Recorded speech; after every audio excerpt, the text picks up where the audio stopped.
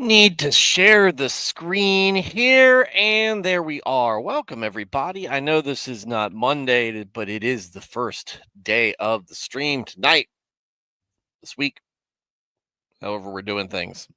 How are y'all doing? My name's Stuart Davis, Flawed Man of God. I am the host of this channel, and you are here in a place where we discuss matters of Christianity, the Bible, the Trinity, which we affirm here. Folks, this is a stream for you to settle in, listen, or participate, your choice, in what is a very relaxed and comfortable layperson stream. The current project we're on is reading through the Bible from Genesis to Revelation, and it is a blast to do this. And we're doing it a couple chapters at a time, and talking about how each chapter, how each verse kind of impacts us as we're reading through it. For some of us who are kind of old hat to all of this, these are familiar texts that are just giving us more insight because we're going through it a little bit slower, and doing it in order gives us a little bit better context. Others may not be so familiar, and some folks might even be hearing this for the first time.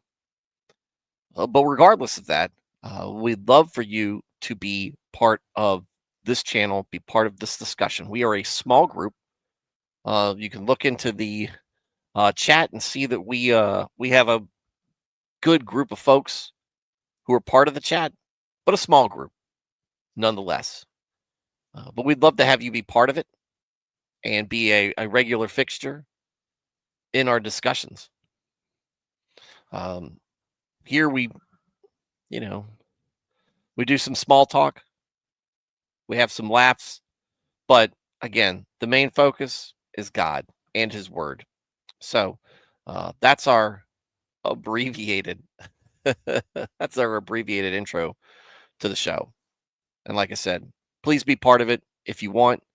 It is not just me here, and because we're so small, if you put something in that chat, I will be sure to read and respond to it.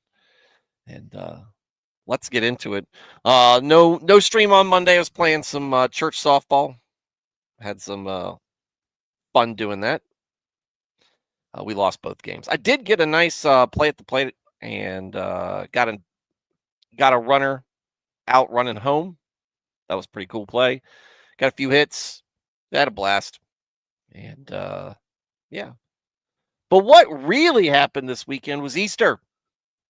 And we had an awesome service. Now, I'm usually more of a traditional person when it comes to church service. I like it to be kind of reserved. I do like hymns instead of contemporary music or a band. I don't mind that for like a special music for praise, but I think that worship music is more of a congregationally included hymns and singing and prayer in between, and then communion, then a service, a sermon with a benediction at the end. But when it comes to Easter, dude, it's supposed to be kind of a party. Good Friday is your solemn day, right? That's when it's the crucifixion. That's when it's the strife and the death and the sacrifice, where you need to understand the weight of Christ's sacrifice for us. But Sunday, guys, Sunday is a time of rejoicing and joyful praise. And so that's exactly what we got on Sunday service. Opened up, lots of energy, lots of celebration, and a very good message from the pastor. So I was very happy to see that. Like I said, most of the time it's not the contemporary worship service is not really my speed, but a good message, which we get pretty routinely at this church, uh, is what feeds me. And the fact that you take communion seriously, those are the things that are really that I really need. And the other stuff, it's like, yeah, I'd do it differently, but this is the best place for me right now. And awesome day after that with family.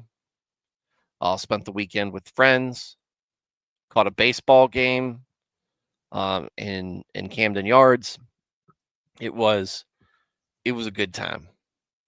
It was a good time, and it's important for us to realize that we can cherish good moments, but all these moments, as we read in Ecclesiastes, are fleeting.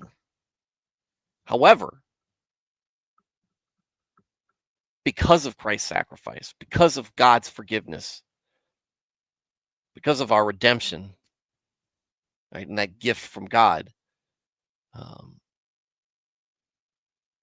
those moments aren't limited to now, and we have something else to look forward to. We don't need to um, mourn each passing moment. We get to celebrate it as we move towards a full life, and then our time with the Lord in heaven. So that's good. That's good stuff. And it was, like I said, great weekend all around. Yesterday, busy with church softball. Got home a little bit after I would have been streaming, so wasn't in the cards. But we're here tonight. We're here tonight, and we're going to be going over some more Isaiah, which, of course, is going to be some prophesying.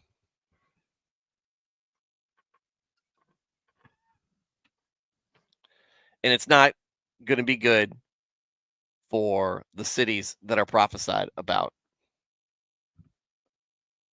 What we got here?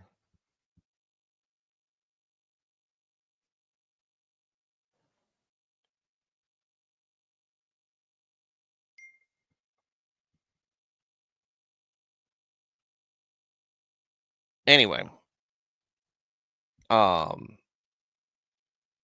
let's get into the chat.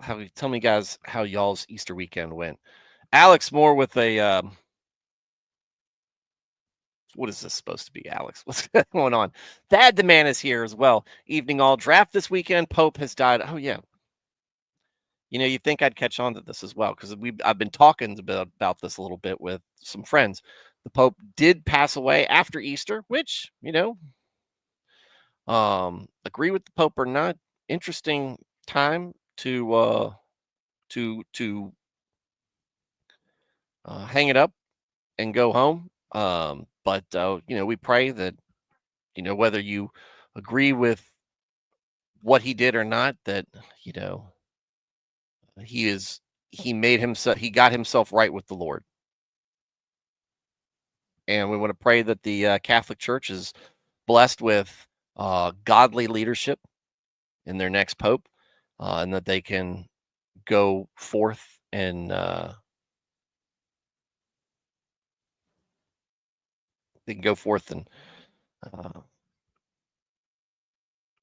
don't know, maybe work on addressing some of the issues that they have, right? And I don't need to sit there and harp on those.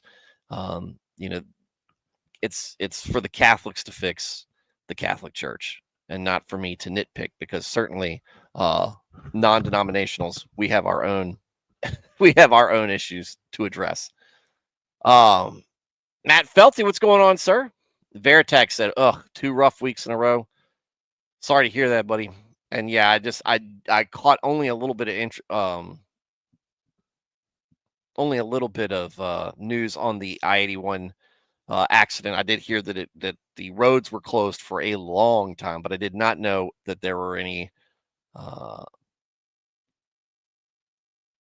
I did not know that there were any victims or fatalities there. Victim was a nurse whose wife knew the family. Or wait, victim was a nurse, and I guess your wife knew the family and has 15-month-old baby at home somewhere. Please pray for them. Obviously, yeah. Um, Tragic loss of life. Obviously, we want the Lord to give them. What you got? What's wrong? Are you okay? Okay, good. Here, can you give me some ice water? You're a gem. Thank you. Since you drank all of it earlier, get get moving. Sorry, guys. um, and you deal with these tragedies are something that you want the Lord to be with them, and there to be some sort of closure, some sort of ability to move past it. There's a mourning period. They miss them. There is time that is expected to be with other, and especially when you're talking about kids having a mom or a dad there, and all of a sudden they aren't. Um, it impacts people throughout your life. Um, I guess less and less so the older you get, but 15-month-old, that's awful. 2 other hospice nurses died in last month. Man. Ugh. Wait, did I spell Isaiah? Oh, I spelled it correctly. All right. Just couldn't type it in chat. Yeah, Isaiah's doom posting. I mean, he is. A lot of Isaiah is doom posting. But hey, he's not incorrect. It's not like it's not deserved.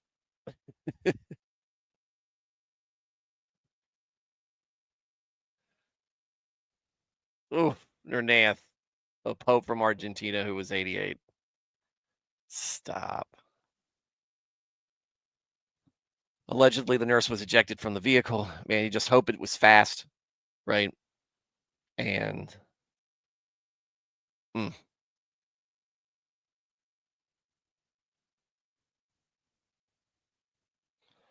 still want them to keep those 13 additional books. Well, like I said, we'll go over them. I had some ideas, once we're done with all this, once we're done with our reading, and where the show is going to go, and we're still going to have live streams. But I think that some of the stuff I'll need to actually um, put my big boy pants on, learn how to do some actual video editing, and put some production behind it, and actually uh, do some work in releasing some, like I said, pre-produced videos about some of the issues that we want to talk about.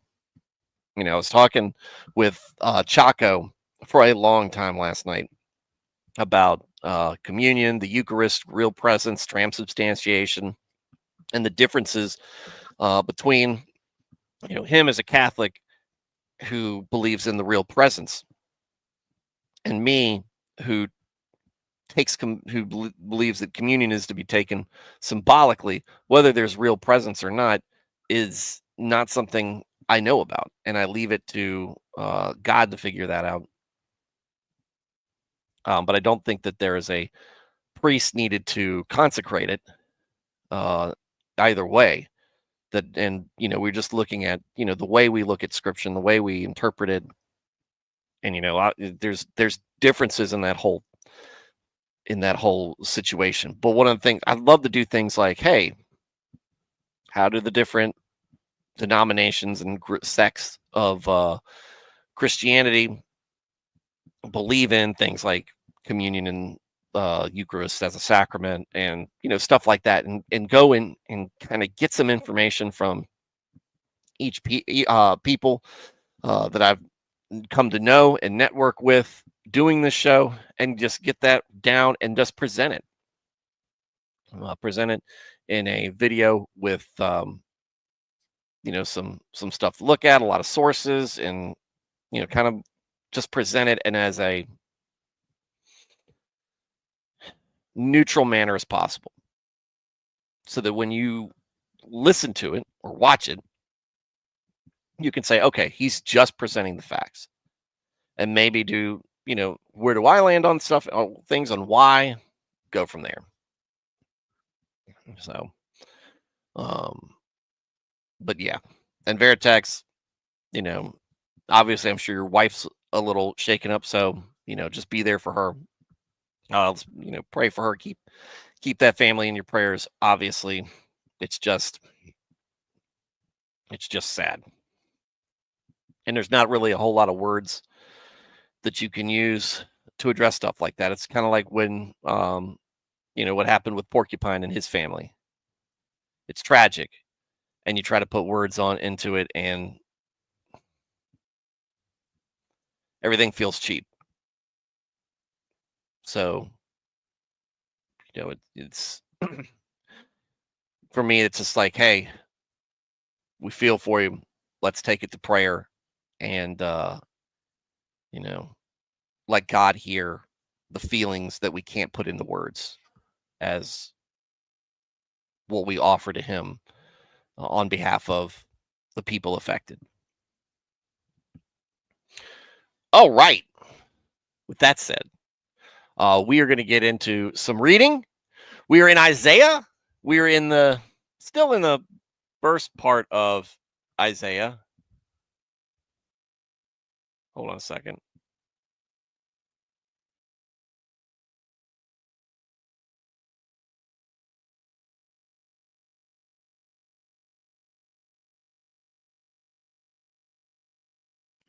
Sorry, dog was still up here. Job and the other dude sat for days. Exactly. Sometimes it's just, we're thinking about you. We're praying for you. There's not much else you can do, other than sometimes check back up with them and let them know that they're not forgotten, and neither are their loved ones.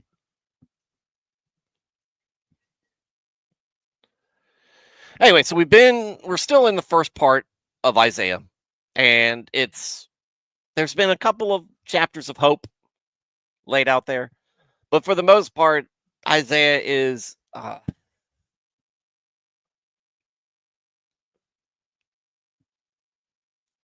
not full of good news. He's full of a lot of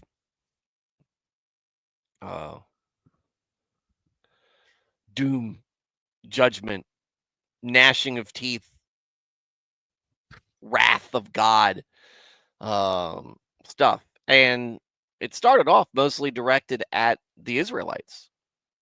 And like I said, inside, we've had a couple of chapters, a couple of verses that have, done that foreshadowing of the coming Messiah. But there's more to Isaiah than just the prophecy. Obviously, you could say that's the most important part, but there's more to that than what we're reading. And what we've come to see in the past few chapters have been judgment upon not Israel or Judah, but on the neighboring cities and nations. Now remember, Israel was established in the land of Canaan, and that in the whole region, not just the land of Canaan, was inhabited by pagan people who did things that God found detestable in so many ways that He was talking about spitting them up and out of Canaan. It was more than just, I promise this land to you, Israel, and this is how I'm fulfilling my my promise. It was also, dude, these people are horrible. They don't deserve to live in a land this nice. And so, get out, right? And they're still surrounded by, and even after Israel is established, they don't get rid of all of the people there, which can cause some problems. But they're still beset on all sides by cities and nations and cultures and peoples that do detestable things and don't honor God. They can sometimes be put in awe of God's power, but apparently it never seems to be enough for them to change. And we see some cooperation with Lebanon, but Babylon, Moab, Assyria, these places,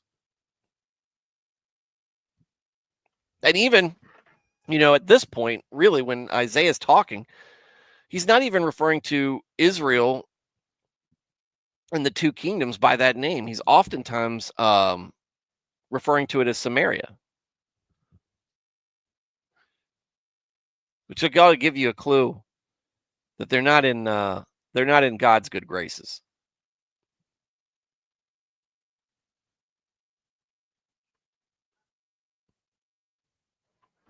So tonight we will continue with that, or maybe I should back up a little bit. Because of that, there's been a lot of God saying that, hey, I'm not just coming for Israel, I'm coming for some of these other peoples too. In fact, the nation that God chose to conquer Israel and lay siege to Judah might get it worst of all. But we've moved on to them, and tonight we're going to talk about Moab, and we're going to talk about Damascus, which is the capital of Syria, I think, still at the time.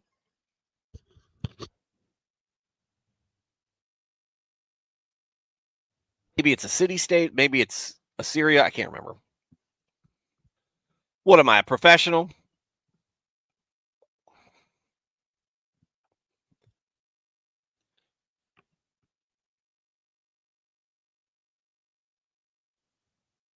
So anyway, all right, but let's get into it. We're in chapter 16 now. So the prophecy of Moab's devastation. No, not Moab. Damascus is what I was referring to. Moab's now. The next chapter is Damascus.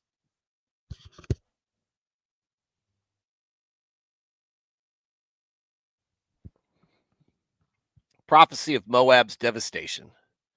Send lambs to the ruler of the land, you Moabites, from Selah, that is Petra in Edom, through the wilderness to the mountains of the daughters of Zion, Jerusalem.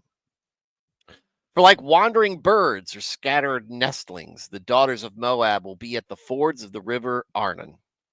Say to the ruler, give us advice. Make a decision for Moab, king of Judah. Cast your shadow over us, like night in the midst of noon. Hide the outcasts. Hide the outcasts. Do not betray the fugitive to his pursuer.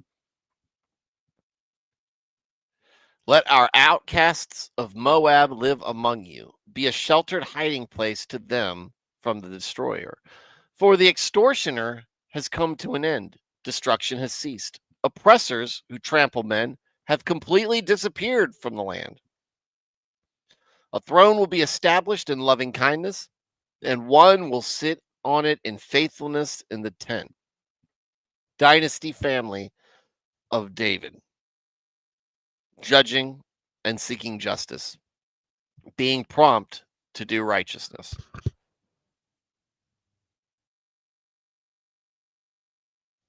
We have heard of the pride of Moab, an excessive pride, even of his arrogance, his conceit, his rage, his untruthful boasting. Therefore, Moab will wail for Moab. Everyone will wail. You will mourn for the raisin cakes of Kir Hareseth, as those who are utterly stricken and discouraged. For the fields of Heshbon have languished and withered, and the vines of Sibmah as well. The lords of the nations have trampled down Moab's choice vine branches, which reached as far as Jazer and wandered into the wilderness. Its tendrils stretched out, they passed over the shores of the Dead Sea. Therefore I, Isaiah, will weep bitterly for Jazer, for the vines of Sibmah. I will drench you with my tears, O Heshbon and Elah.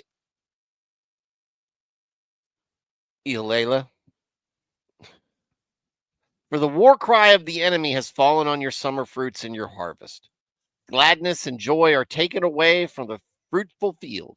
In the vineyards, there will be no singing or joyful sound. No treader treads out wine in the presses. For I, God, put an end to the joyful shouting. Therefore, my heart sounds like a harp in mournful compassion for Moab, and my inner being mourns for Kir Hareseth. So it will come to pass when Moab presents himself, when he wearies himself worshiping on his high place of idolatry, and comes to his sanctuary of Chemosh, god of Moab, to pray that he will not prevail.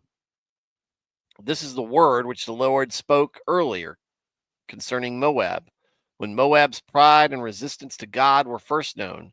But now the Lord speaks, saying, within 3 years, as the years of a hired man who will not serve longer than the agreed time, the glory of Moab will be degraded along with all the great population, and the remnant that survives will be very small and of no account.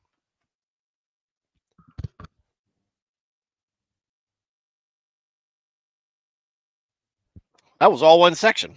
So we read right through it.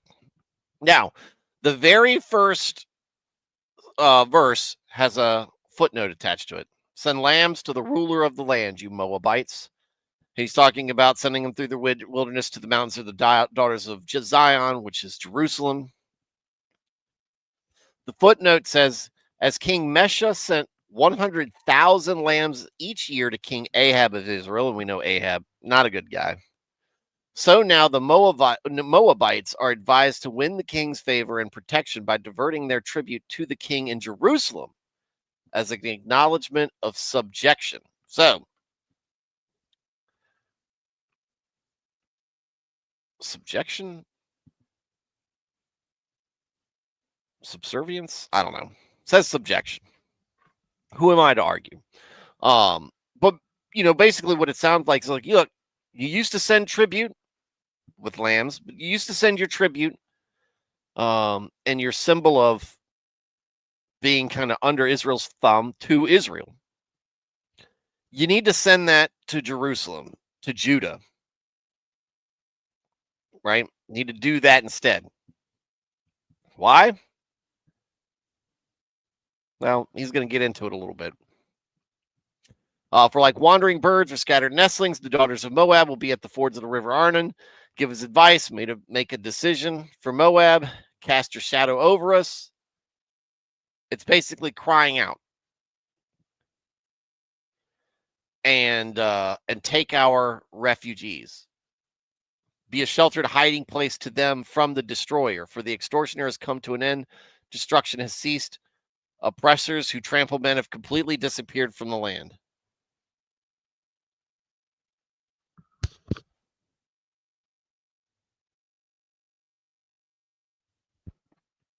Then, kind of out of nowhere, in the middle of this, basically Moab's, beseeching Jerusalem, sending refugees to Jerusalem, asking for shelter and protection. Right in the middle, verse 5, kind of just sticks out to you. A throne will be established in loving kindness, and one will sit on it in faithfulness in the tent of David. So basically in David's house, judging and seeking justice and being prompt to do righteousness.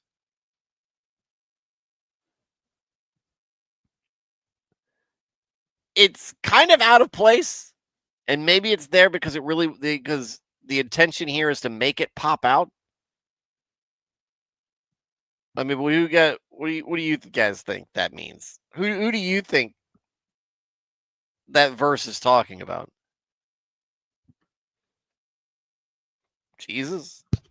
A Messiah?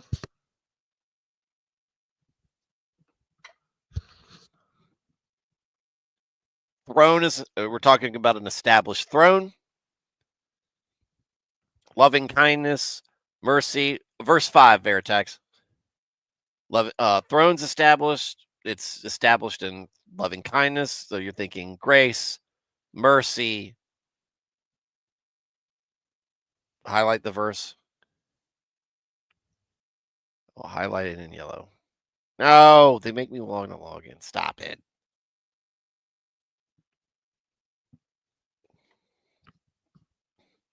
That verse. Verse 5.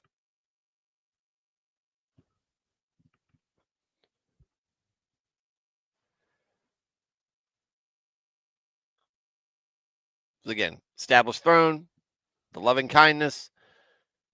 The one who sits on it will be in the line of David, judging, seeking justice, righteous. Hey, who else are we talking about here?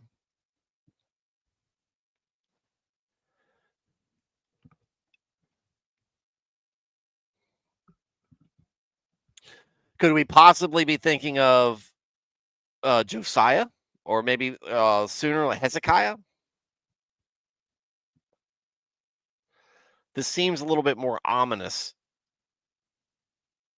right? Was it Esau or Job's kids that were, or you mean Esau or Lot's kids that were Moab? I thought Esau was the. Hold on.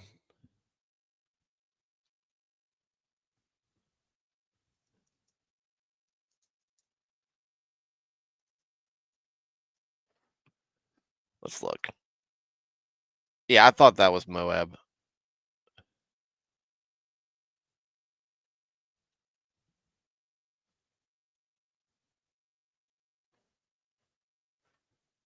Ombudsman Nernaeth says Lot's kids were Ammon and Moab. And if we remember correctly, that came from relations with his daughters. Esau was Edom. Yeah. Esau was Edom. All right, so this verse kind of pops out and then it goes right back into things because you're like, oh, okay, cool. We've got, kind of a savior, some relief here. Nope. Goes right back in. We have heard of the pride of Moab, excessive pride. We hear arrogance, conceit, rage, and untruthful boasting.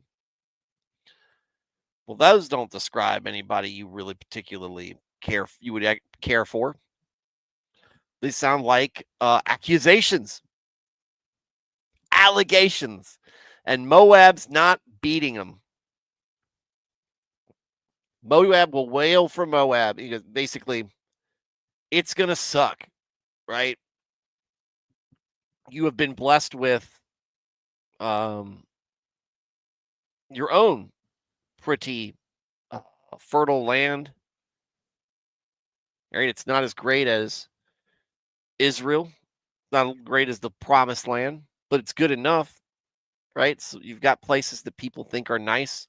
You're able to grow grapes for wine. You've got some places that people enjoy. It's not a bad place to live. In the idea of terrain, but because y'all have taken advantage of that and not honored God, judgment's coming for you too. And Lot's not is not a descendant of Abraham. And Moab is a descendant of Lot. So while there is some relation there is no covenant with the Moabites. And things are going to get bad for Moab. To the point where even Isaiah will weep bitterly for what happens to the land. And maybe to a degree to the people. I don't know. He goes, I will drench you with my tears, for the war cry of the enemy has fallen on your summer fruits and your harvest. Gladness and joy are taken away from the fruitful field.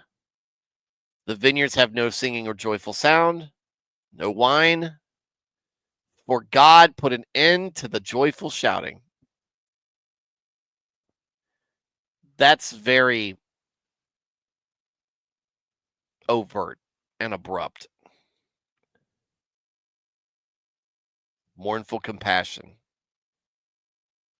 A lot of mourning, a lot of death, a lot of, kind of dealing with the loss of a nation. So when it comes to Pat, and here's the real indictment here. More than the boasting and the arrogance, and I think all that stuff comes into play here. But this is the bottom line. Why did God put an end to the joyful shouting?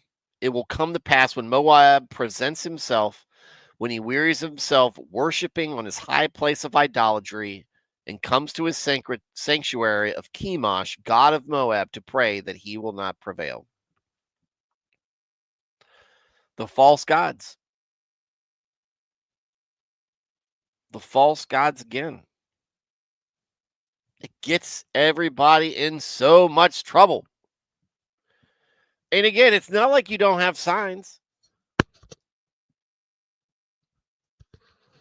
It's not like there's an Ark of the Covenant that they have. Israel's got that. Jerusalem's got that.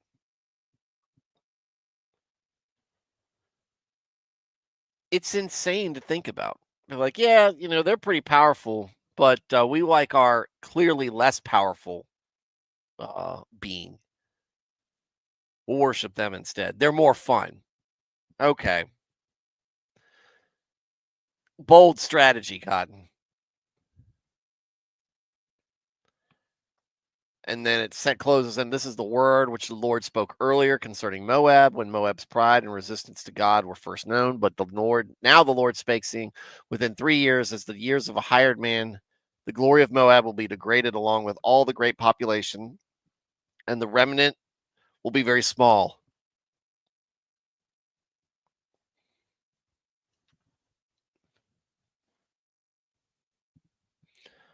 Ammon, Moab, and part of the Aramean tribes is Jordan today. Let's get the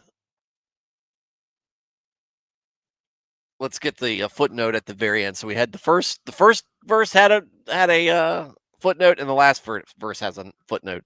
This prophecy was fulfilled after the death of King Ahaz of Judah.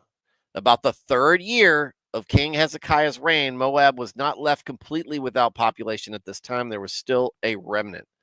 The final desolation of Moab was reserved for King Nebuchadnezzar of Babylon in 582, some 5 years after the taking of Jerusalem. The ruins of Layla, Heshbon, Medeba, Dimon still exist to confirm through modern research the accuracy of the fulfillment of this prophecy. It happened. Isaiah foretold it. And as we know, because we celebrated it, so did that little portion in the middle. Right? So that's Moab. Let's move on and see what Damascus's fortunes have in store for it. The mournful, inspired oracle, a burden to be carried concerning Damascus, capital of Aram, Syria, and Israel's defense against Assyria. Listen carefully, Damascus. I'm sorry, hold on. Listen carefully. Damascus will cease to be a city and will become a fallen ruin. The cities of Aurora, east of the Jordan, are deserted. They will be only a refuge for flocks to lie down in, and there will be no one to make them afraid. The fortified city will disappear from Ephraim, and the kingdom from Damascus, and the remnant of Aram, Syria. They will be like the departed glory of her ally, the children of Israel. This declares the Lord of hosts. Now, in that day, the former glory of Jacob, Israel, his might, his population, and his prosperity will fade, and the fatness of his flesh will become lean, and it will be like the reaper gathering the standing grain as his arm harvests the ears of grain. Yes, it will be like one gleaning ears of grain in the fertile valley of Rephaim. Yet gleanings will be left in the land of Israel, like the shaking of the olive tree. 2 or 3 olives on the topmost branch, 4 or 5 on the outermost branches of the fruitful tree, declares the Lord God of Israel. In that day, man will have regard for his Maker, and his eyes will regard the Holy One of Israel with awe-inspired reverence. And he will not have regard for the idolatrous altars, the work of his hands, nor will he look to that which his fingers have made, neither the Asherim, symbols of the goddess Asherah, nor the incense altars. In that day, the strong cities of Aram and Israel will be like deserted places in the forest, or like branches which they abandoned before the children of Israel, and the land will be a desolation. Because you, Judah, have forgotten the God of your salvation, and have not remembered the rock of your stronghold. Therefore, you plant lovely plants and set the grounds with vine slips of a strange God. In the day that you plant it, you carefully fence it in. And in the morning, you bring your seed to blossom. Yet, promising as it is, the harvest will be a heap of ruins that passes away in the day of sickness and incurable pain. Oh, the uproar of many peoples who roar like the roaring of the seas, and the noise of the nations who roar like the rumbling of mighty waters. The nations roar on like the roaring of many waters, but God will rebuke them, and they will flee far away and be chased like chaff on the mountains before the wind, or like the whirling dust before the storm. At evening time, now look, sudden terror. Before morning, the Assyrians are no more. This is the fate of those who plunder us, and the lot of those who pillage us.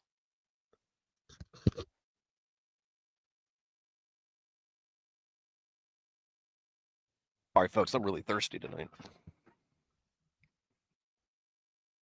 We got some footnotes to get through.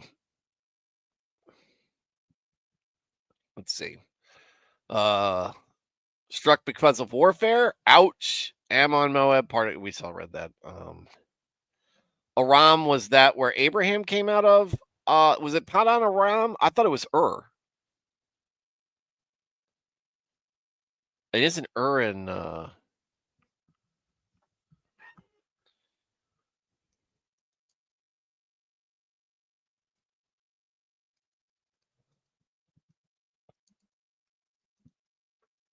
Ur was the town.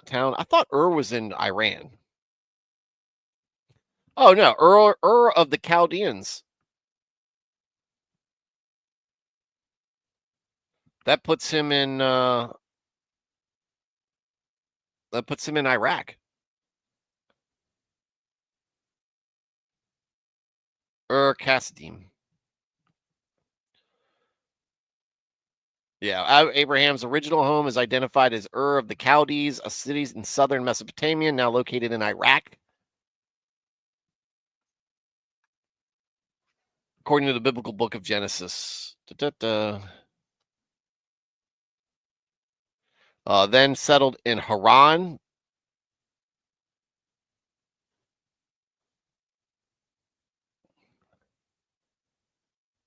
So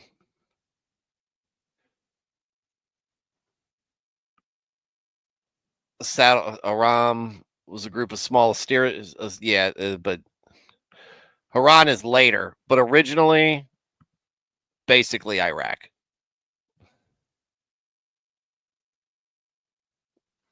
Hussein watched The Passion before he died and said that Iraqis would have treated Jesus better. Yeah, okay, Saddam.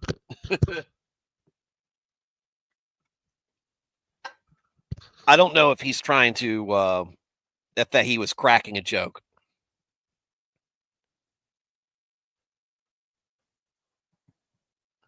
Hussein certainly wouldn't have tolerated anybody with that kind of personality in his midst. And he could be just as cruel in what he found to torture his people.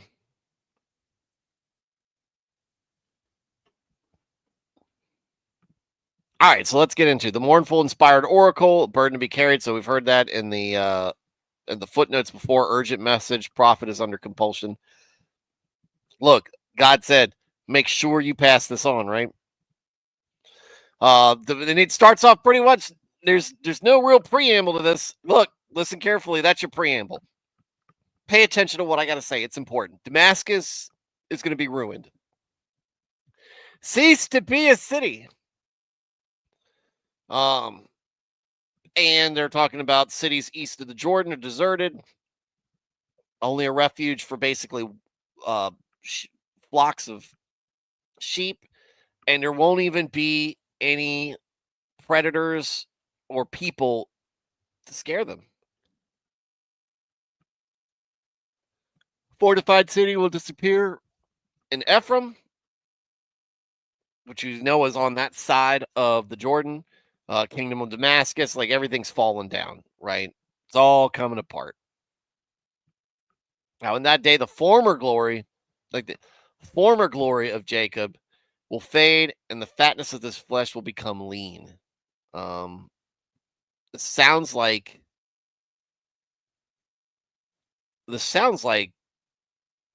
famine. Sounds like drought.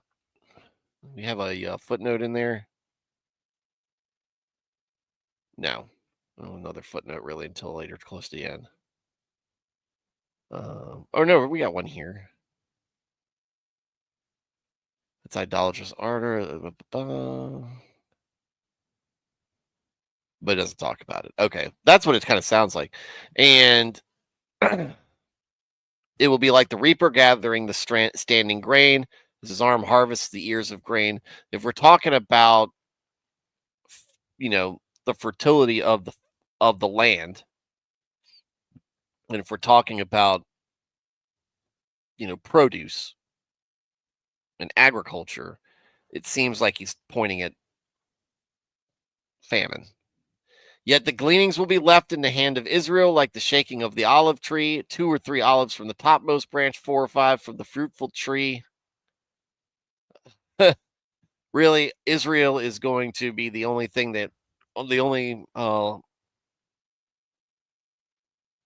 gleanings will be left in the land of Israel. So Damascus will be suffering. The land of Aram, Syria is going to be, struck, but Israel's going to be okay. The land's going to be fine there.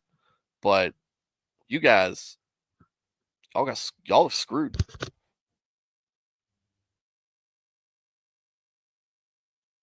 In that day, the man will have regard for his maker, and his eyes will regard the Holy One of Israel with awe-inspired reverence.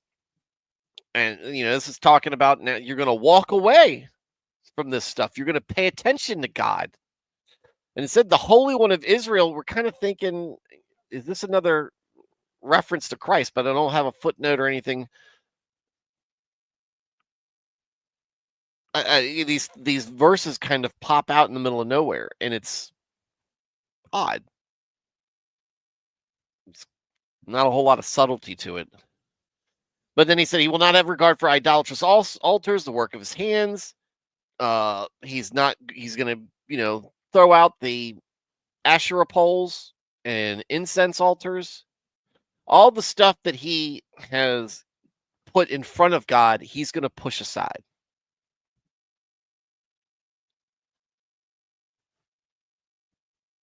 And in those days, Aram and Israel would be like deserted places in the forest. And the land will be a desolation. Because you, Judah, have forgotten the God of your salvation. And that's where I think that's where it's circling back. The reason you're going to be regarding God and putting him first is because you're going to be punished, and it's going to be a remnant left, right? There's going to be destruction and desolation. And then 10 picks up because you forgot God. I'm going to remind you and have not remembered the rock of your stronghold. Therefore, you plant lovely plants and set the grounds with vine slips of a strange God. And guys, we all know very little pisses the Lord off more than worshiping other gods. He is a jealous God, right?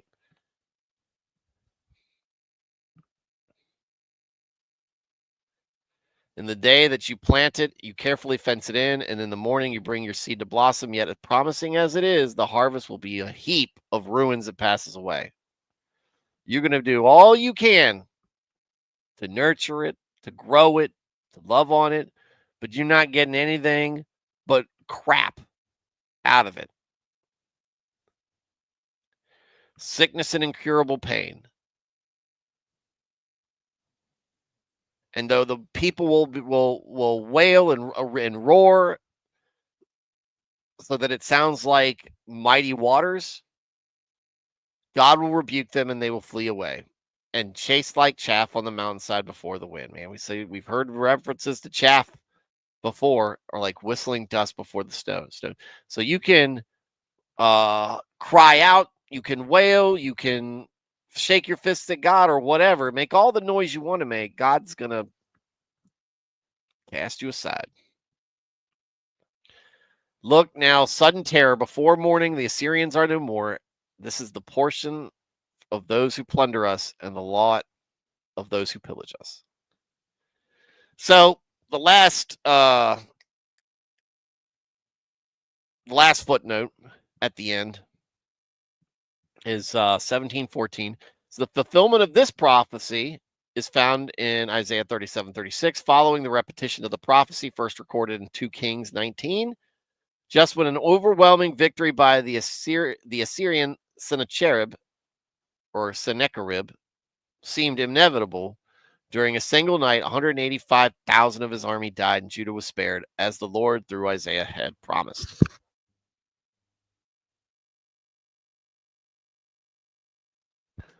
That's the fate of those who want to pillage. That's the fate of those who want to plunder the Lord's city. So, all right. Well, that's our reading for tonight, folks. Coming in right around an hour. Said it's been outside of a reference here or there about Christ that kind of just pops up. It's like it surfaces in the middle of the ocean and then shoop, dies right back down. You're like, did I really see that? Right? It's it's pretty gloomy. Isaiah's been pretty gloomy, but I mean this is the times that Israel has really been asking for. I say Israel, I'm talking about Israel and Judah because of the way that they've behaved and the way that they've gone about things.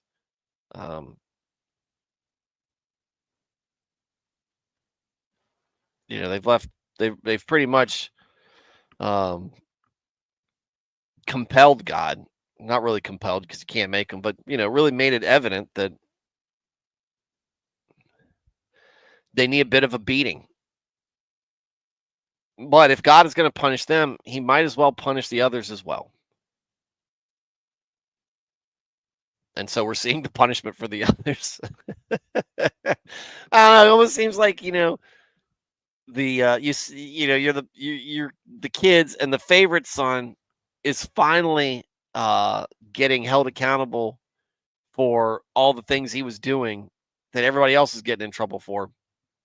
But then all the other kids get in trouble too. And it's like, yeah, because y'all were doing it too, I'm sure. It's time everybody learned a lesson. So, did you learn a lesson? Hopefully. All right, Veritax, Nernea, Matt Felty, Thad the Man, Alex Moore, and I think that's the crew in the chat.